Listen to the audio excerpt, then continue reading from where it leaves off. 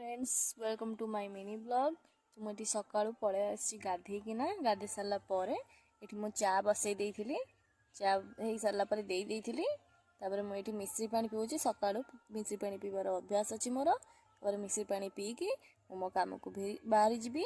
ये कम सारिक आसी सारापर मुझे सकाल खाଇବା बनवाई प्रिपेरेसन करदे। ये बैगण को हलदी गोल रखी डालमा मु सिझे डालमा सिझेवा पर रुटी हम।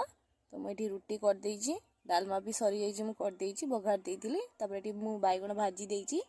बैगण भाजी सारापर मोर ये सका खाଇବା रेडी।